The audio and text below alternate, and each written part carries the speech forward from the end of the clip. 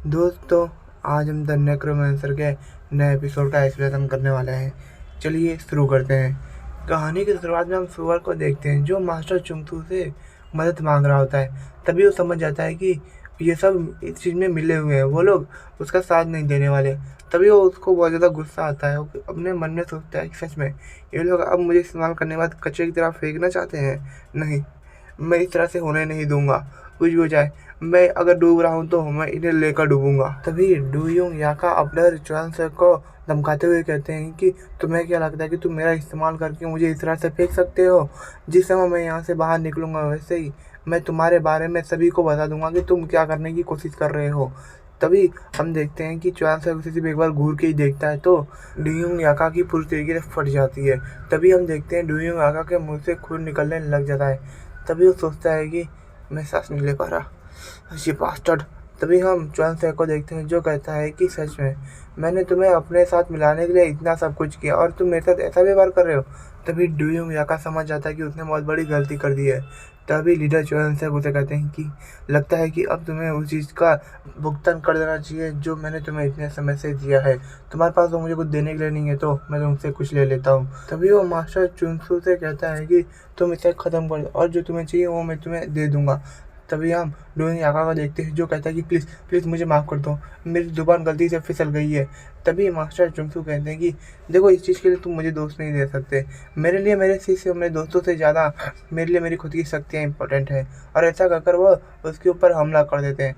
तभी हम देखते हैं कि उसका खून सीधा जाकर लीडर चुआंग के मुंह पर पड़ता है और वह हंस रहे होते हैं। तभी हम दूसरी जगह का सीन देखते हैं जहाँ पर ड्रैगन स्क्वाड के लीडर सिंगवून को इसके मेहमान नवाजी के लिए धन्यवाद कर रहे होते हैं। तभी सिंगवून कहता है कि आपको धन्यवाद कहने की कोई ज़रूरत नहीं है।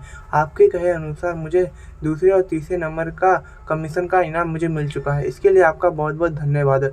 तभी ड्रैगन स्क्वाड के लीडर कहते हैं कि इसकी आप क्यों चिंता कर रहे हैं? कालून ग्रुप अपना वादा कभी नहीं तोड़ता है। फिर भी मैं एक सवाल जरूर पूछना चाहूँगा, तुम पहले नंबर के कमीशन को क्यों छोड़ रहे हो? ये तुम्हारे पास एक अच्छा मौका था। तभी सिमोन कहता है कि देखिए, आप तो जानते हैं कि राजकुमारी की उस सामान को ले जाना कितना ज़्यादा मुश्किल का काम है। अगर वो मुझसे गलती से कहीं गिर गया तो मैं कभी भी अपने आप को माफ़ नहीं कर पाऊंगा। और दोस्तों, मुझे माफ़ करिएगा, मुझे लगा कि राजकुमारी को लेकर जाना, मैं राजकुमारी नहीं, राजकुमारी की एक निशानी को लेकर जाना था। तभी ड्रैगन स्क्वाड का लीडर सोचता है सच में ये कितना बड़ा बेवकूफ़ है, इसने एक अपने हाथ में एक अच्छा ऐसा मौका छोड़ दिया सिर्फ डर के कारण। तभी सिंगमुन को कुछ याद आता है और कहता है कि ये मैं आपके लिए कुछ लाया हूँ जो आपके आगे के रास्ते में काम आएगा। ये आपके लोगों के गले गीला करने में मदद कर सकता है। ये मेरी तरफ से आपके लिए छोटा सा तोहफा है। तभी हम ड्रैगन स्क्वाड के लीडर को देखते हैं जो उसे एक बार के लिए घूर कर देखते हैं। तभी उससे वह खुशी से लेते हुए कहते हैं कि इस चीज़ के लिए आपका बहुत बहुत धन्यवाद। और दोस्तों, मैं बता दूँ, असल में वो एक करेंसी है। जैसे कि अपने यहाँ नोट नहीं होते वैसे वो पुराने ज़माने के नोट हुआ करते थे। तभी सिंगुन कहता है कि थोड़ा संभल कर जाइएगा, वैसे भी आप माउंट केसियान के रास्ते से जा रहे हैं, वहाँ पर कोई भी दुर्घटना हो सकती है। तभी ड्रैगन स्क्वाड का लीडर कहता है कि इसकी तुम चिंता मत करो। तभी सिंगुन कहता है कि ठीक है, चलिए हम लोग दोबारा ज़रूर मिलेंगे। दोस्तों समझ जाओ, ये एक इशारा है। तभी हम देखते हैं माउंट केसियान का सीन जहाँ पर कई सारे पहाड़ नीचे गिर रहे होते हैं और नीचे पूरे कालून ग्रुप के लोग होते हैं। तभी ड्रैगन स्क्वाड का लीडर कहता है कि ऐसा कैसे हो सकता है?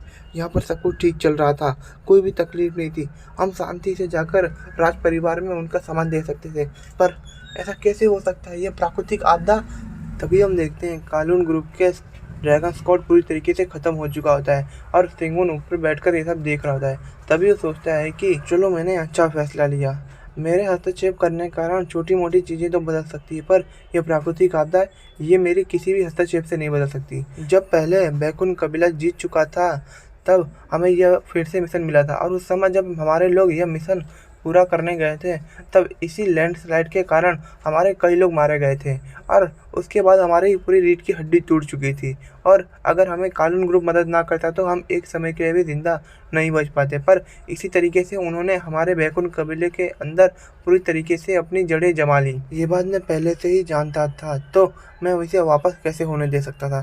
तभी हम सिमोन को देखते हैं जो डेथ की अट्रैक्शन का इस्तेमाल करता है मरे हुए लोगों की की एनर्जी को ऑब्जॉर्व करने के लिए। तभी वो कहता है कि यह मेरा तरीका था एक पत्थर से 2 शिकार करने का। मेरे इस चाल से मैंने कालून ग्रुप को भी अपने तरफ मिला लिया है कि मैं उनका साथी हूँ, ये दिखा दिया, और इसके साथ-साथ मैंने ड्रैगन स्क्वाड के पूरी टीम को ही खत्म कर दिया। तभी हम देखते हैं सिगमंड को कई सारे नोटिफिकेशन आते हैं कि वह यहाँ के सभी मरे हुए लोगों की डेथ की ऑब्जॉर्व करने के कारण उसे मरे हुए लोगों की इंग माना भी मिला हुआ होता है, जिसके कारण उसके माना आर्ट का रैंक बढ़कर डबल एस रैंक की स्किल में हो चुका होता है। और दोस्तों, जिसे माना आर्ट के बारे में नहीं याद है तो उसे मेरा एक बार तीसरा एपिसोड चेक कर लेना चाहिए। उसके अंदर सिगमंड ने अच्छे से माना आर्ट को समझाया हुआ होता है। तभी हम देखते हैं उसके सामने दूसरे नोटिफिकेशन भी आते हैं, जिसके अंदर लिखा होता है कि उसके माना आर्ट के पास 5 सर्कल हो चुके होते हैं और उसके कई सारे स्किल डबल एस रैंक के हो चुके होते हैं और कुछ नए स्किल भी खुले हुए होते हैं। वो हम आगे के एपिसोड में देखेंगे। तभी सिगमंड कहता है कि सच में ये मौका मेरे पास कुछ चल कर आया था, मैं इसे कैसे जाने दे सकता हूँ। तभी हम देखते हैं वो वहाँ से जा रहा होता है ये सब हासिल करने के बाद। तभी उसकी नज़र एक जगह पर जाती है जहाँ पर कुछ चमक रहा होता है। तभी सिगमंड कहता है कि सच में मैं तो इसे भी भूल ही जाने वाला था, पर इसने मुझे खुद को याद दिला दिया है। वैसे भी इतना चमकने वाली चीज़ को कोई कैसे भूल सकता है। ये पहले मेरे सौतेले भाई को मिल गया था, इसके कारण वह राज परिवार के गुस्से को शांत करने में कामयाब हुआ था, पर इस बार यह बॉक्स कालून ग्रुप के पास नहीं है। तो मैं सोच रहा हूँ कि उनका क्या हुआ होगा। मैं सच में देखना चाहता हूँ। तभी हम कालून ग्रुप का सीन देखते हैं जहाँ पर कालून ग्रुप के लीडर जो है स्वैग को देखते हैं, जिसकी पूरी तरीके से फटी हुई होती है, और कहता है कि क्या सभी लोग मारे गए? मुझे ये बताओ वो बॉक्स कहाँ है जहाँ पर जो हमें राज परिवार को देना था। तभी ये सुनने के बाद उनका नौकर बताता है कि वह बॉक्स को ढूंढने के लिए हमने कई लोगों को लगाया, पर अभी तक हमें वो बॉक्स नहीं मिला। तभी हम देख सकते हैं कि कालून ग्रुप के लीडर की क्या हालत हो रही होती है ये बात सुनने के बाद। तभी वो चिल्लाते हुए कहता है कि तुम यहाँ क्या कर रहे हो, जाओ उस बॉक्स को ढूंढो। तभी हम उसकी आंखों में डर को देख पा रहे होते हैं। तभी उसका नौकर बताता है कि असल में एक और बात है, राज परिवार ने अब इस बॉक्स के ढूंढने के लिए अपनी आर्मी को यहाँ पर भेजा है। तभी हम देखते हैं ये सुना दूसरी कितनी फट रही होती है, उसका पूरा शरीर डर से काँप रहा होता है। तभी सोचता है कि जो भी राज परिवार के खिलाफ जाता है वो जिंदा नहीं बचता, मुझे कुछ ना कुछ करके अपने आप को बचाना होगा। और दोस्तों, तुम्हें क्या लगता है ये अपने आप को बचा पाएगा? तभी हम एम्ब्रॉयडरी डिवीजन गार्ड का सीन देखते हैं जहाँ पर सभी लोग आए हुए होते हैं और उनके लीडर यू या लिएंग भी आए हुए होते हैं। तभी हम मंत्री का घर का सीन देखते हैं जहाँ पर उनका नौकर आकर बताता है कि यहाँ पर एम्ब्रॉयडरी गार्ड के लोग और कमांडर भी यहाँ पर आए हुए हैं। तभी मंत्री कहते हो ऐसी बात है? तभी वो कहता है कि उन्हें अंदर आने दो। तभी हम एम्ब्रॉयडर यूनिफॉर्म गार्ड के लीडर के हेलमेट को देखते हैं। और दोस्तों, जिसे इस गार्ड का मतलब नहीं पता है तो ये ज़्यादातर लोगों को सिर्फ सूचना के लिए देने जाते हैं, जैसे कि खबर होते हैं ना कि राजा ने क्या फरमान दिया है, वह ये लोगों को बताने जाते हैं, और जो उनका पालन ना करे वो उन्हें वहीं पर ख़त्म कर देते हैं। तभी हम यूजा लियांग को देखते हैं जो कहता है कि सच में हमें मिला हुआ कितना समय हो गया ना मंत्री। तभी हम देखते हैं वह अपना मुंडी झुकाकर कहता है कि मैं जानता हूँ कि आप यहाँ पर क्यों आए हैं, मैं सच में बहुत ज़्यादा शर्मिंदा हूँ। तभी हम देखते हैं वो कुछ समय के लिए नहीं बोलता। तभी वो वापस कहता है कि देखो मैं तुम्हें बहुत पहले से जानता हूँ, तो मुझसे तो झूठ मत कहो, यहाँ पर कुछ ना कुछ तो गड़बड़ है। कालून ग्रुप नंबर 1 नहीं आया था, फिर भी कालून ग्रुप को यह मिशन कैसे मिल गया? यहाँ पर मुझे सच बताना, क्या तुमने कालून ग्रुप से कोई कमीशन लिया है? तभी हम देखते हैं वो कुछ नहीं बोलता और अपनी मुंडी झुका कर रखता है। तभी वो आगे कहते हैं कि 7 दिन, राजा ने 7 दिन दिया है उनके रानी के प्रतीक को ढूंढने के लिए। अगर तुम उन 7 दिनों में कामयाब नहीं हो पाए तो कालून ग्रुप अकेला ही तबाह नहीं होगा, उसके साथ तुम भी होगे। तभी हम देखते वो जाते हुए कहता है कि मैं तुम्हारे लिए बस इतना कर सकता था मेरे पुराने दोस्त। तभी हम कांगवाई शो को देखते हैं जो कहता है कि अब मैं क्या करूं, मेरी बेटी की ज़िंदगी कालून ग्रुप के हाथ में है, मैं क्या कर सकता हूं जिससे मैं अपनी बेटी को बचा सकूं। अब मेरे पास कुछ भी हारने के लिए नहीं बचा, प्लीज़ भगवान मेरी मदद करो। तभी हम देखते हैं कि उसकी भगवान ने सुन ली होती है, और तभी कोई कहता है कि क्या तुम अपनी बेटी को बचाना चाहते हो?